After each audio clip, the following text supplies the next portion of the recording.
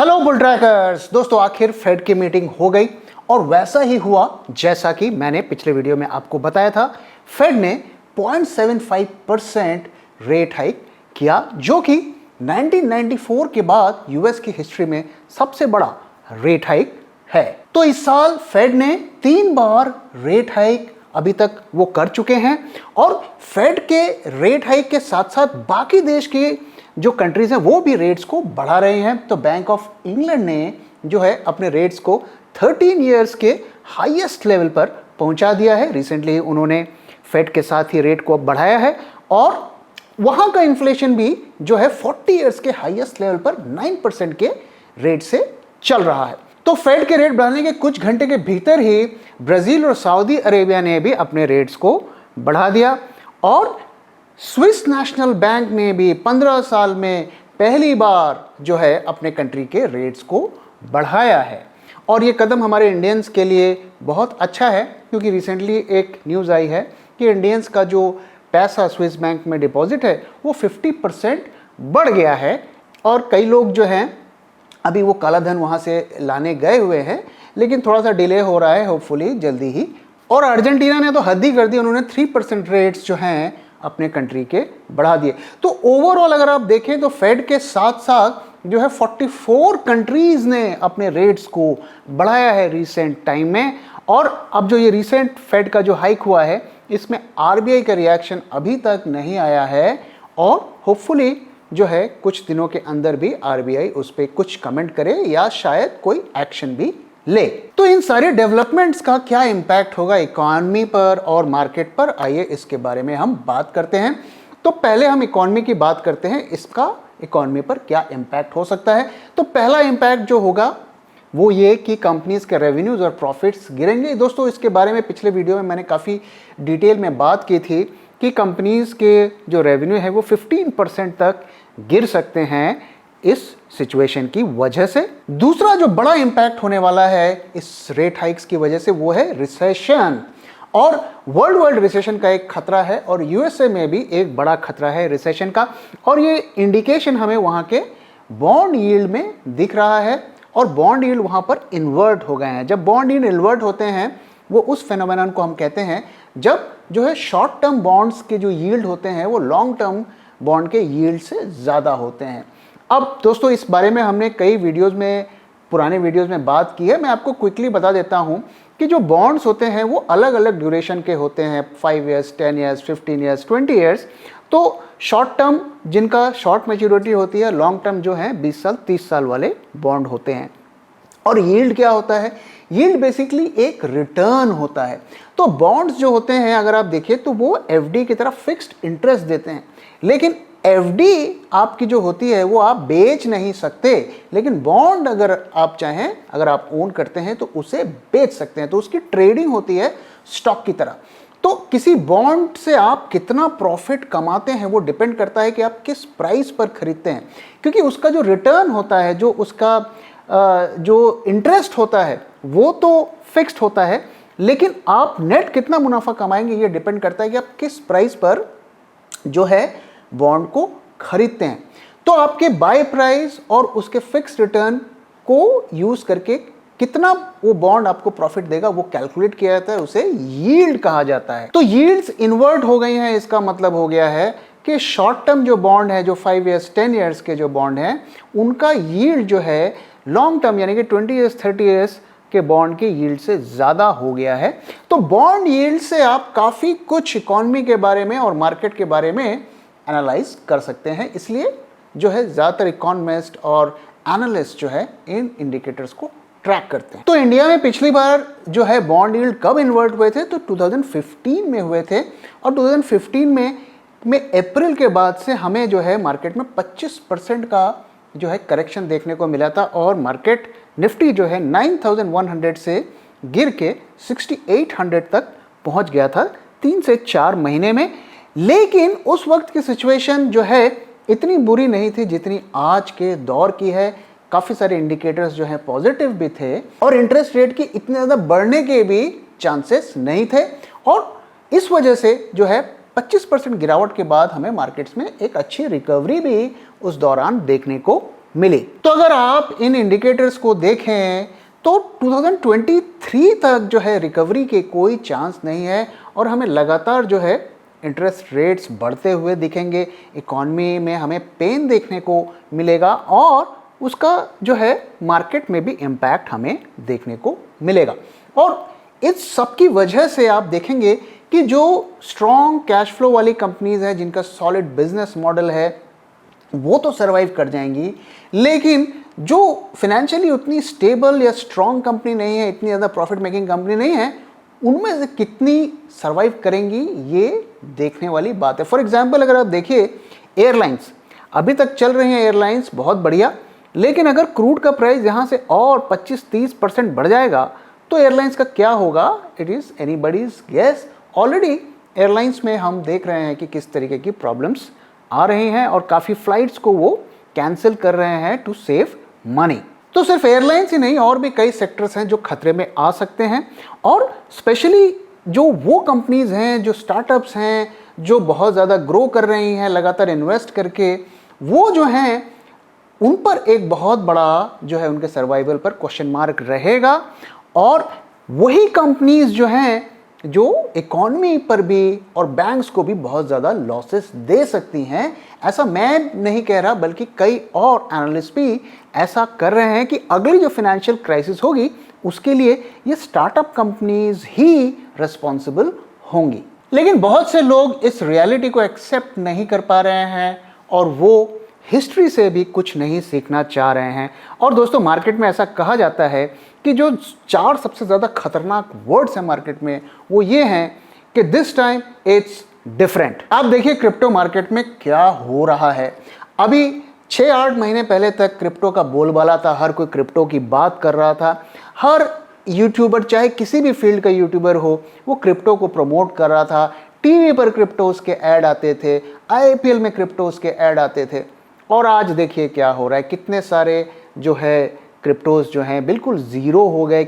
और कितने ही ऐसे हमारे देश के लोग हैं जो छोटे छोटे शहरों में उन एड्स को देखकर या वीडियोस को देखकर उन्होंने क्रिप्टोज में लगाया और अपने लाखों रुपए गंवा दिए।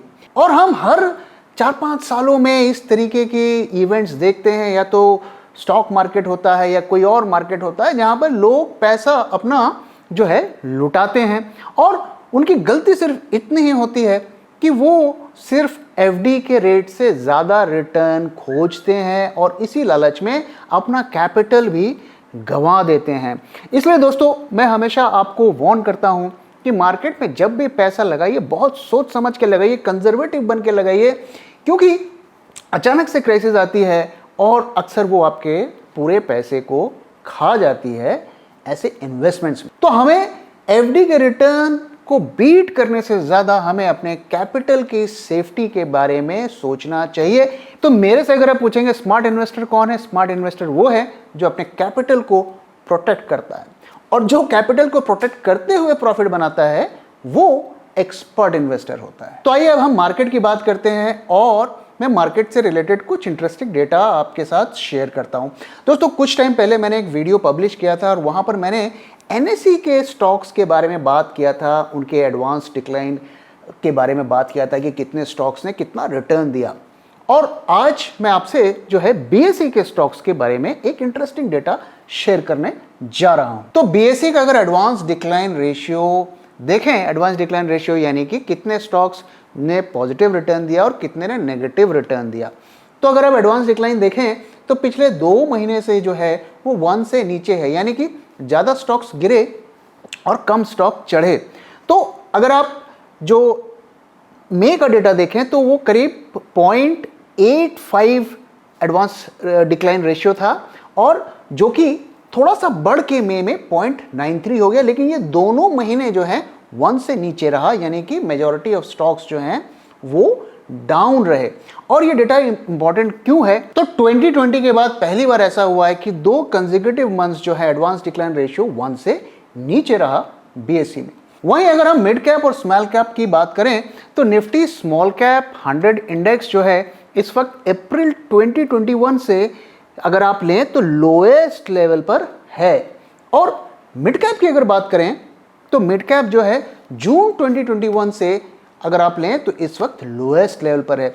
तो मिड कैप और स्मॉल कैप जो है दोनों इंडेक्स जो है करीब एक साल के लोएस्ट लेवल के आसपास ट्रेड हो रहे हैं। और दोस्तों आप जानते हैं कि ज़्यादातर जो रिटेल इन्वेस्टर्स होते हैं वो मिड कैप स्मॉल कैप में ही ज़्यादा इन्वेस्ट करना पसंद करते हैं, क्योंकि उन्हें लगता है कि वो कम पैसे से ज़्यादा स्टॉक खरीद लेंगे। और इसी वजह से अगर आप देखेंगे ज़्यादातर रिटेल वालों के जो इन्वेस्टर्स हैं वो ब्लीड कर रहे हैं। और अगर इंडेक्स को आप देखिए तो वो 15%, 17% गिरा हुआ है, लेकिन उनके पोर्टफोलियो 30%, 40%, 50% तक गिरे हुए हैं, क्योंकि उनमें मेजॉरिटी ऑफ स्टॉक्स जो हैं वो स्मॉल कैप और मिड कैप के हैं। तो अगर आप बेंचमार्क इंडेक्स निफ्टी सेंसेक्स को देखें तो वो अपने पीक से 17% गिरे हैं। लेकिन इंटरेस्टिंग चीज़ ये है कि अगर पीई मल्टीपल देखें तो वो उसमें काफ़ी ज़्यादा गिरावट हुई है और 34 से जो है वो गिरते हुए 21 पर इस वक्त आ चुका है। तो क्या पीई मल्टीपल चीप हो गया है और क्या ये सही टाइम है इन्वेस्ट करने का?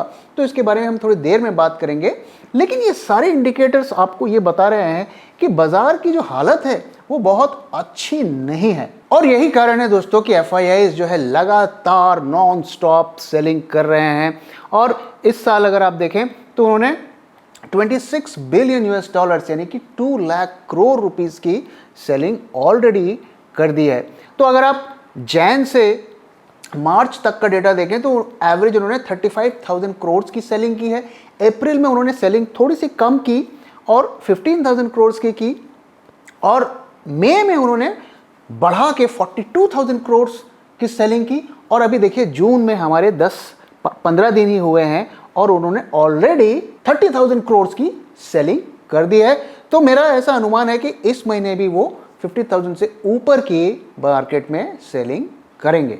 और ये एक बड़ा कारण है जिसकी वजह से जो है हमारा रुपया लगातार प्रेशर में है। हम लगातार जो है न्यू लोज टच कर रहा है। ऑलरेडी हमने 78 को क्रॉस कर दिया है और अब जो है काफ़ी एनालिस्ट लोग ऐसा बोल रहे हैं और मैं भी ये मानता हूँ कि हम 80 के ऊपर जाएंगे जल्दी ही। लेकिन रिटेल का पैसा अभी भी मार्केट में आ रहा है म्यूचुअल फंड्स के द्वारा, लेकिन उसमें जो नया पैसा आने में थोड़ी गिरावट आती हुई हमें दिख रही है।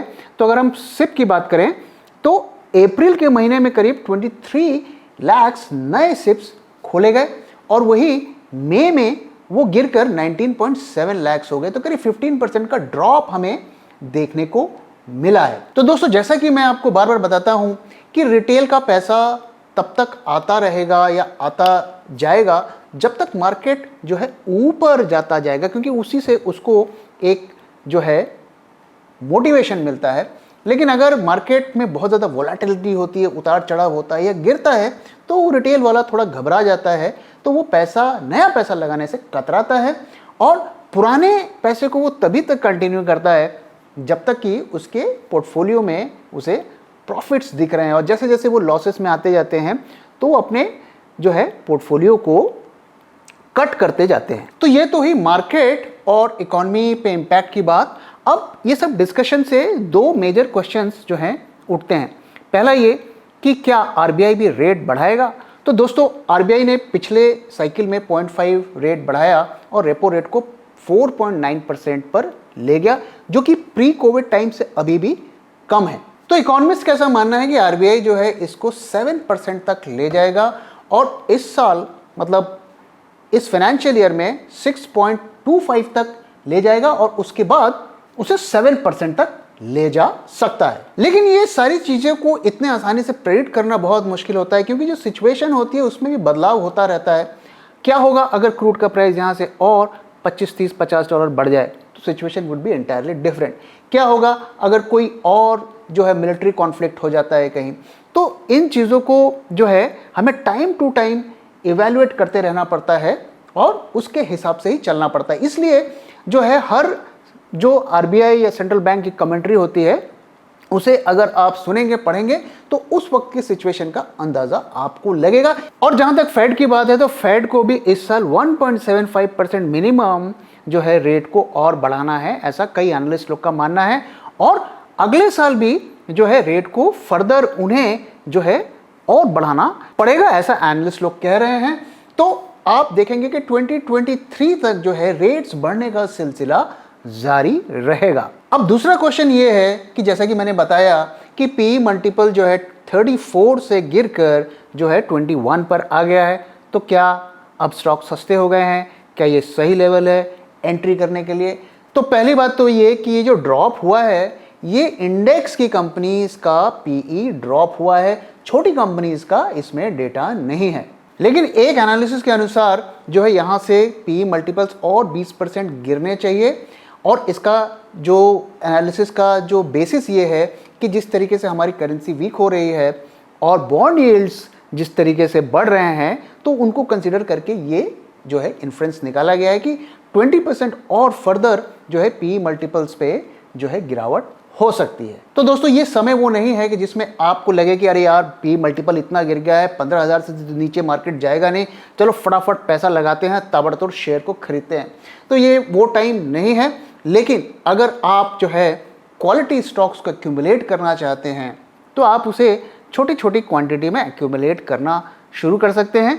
तो इसके लिए अगर आप मेरी सलाह माने तो मैं आपको ये सजेस्ट करूंगा कि हमें जो है ऐसे सिचुएशन में only profit making company, only financially strong company and only large cap companies में ही पैसा लगाना चाहिए।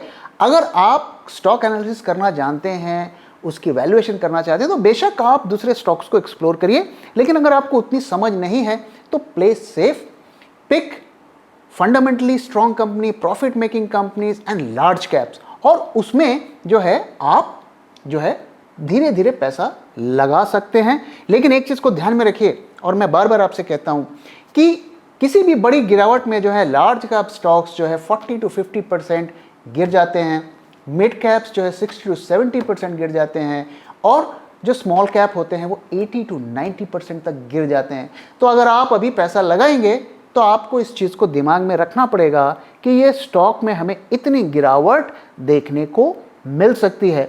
तो अगर आप किसी अच्छे स्टॉक में पैसा लगाना चाहते हैं तो अपने फंड को तैयार रखिए कि उतनी गिरावट तक आप उसे एक्वायर करने की हिम्मत रखें। तो दोस्तों इसी के साथ इस वीडियो को मैं यहाँ पे ख़त्म कर रहा हूँ।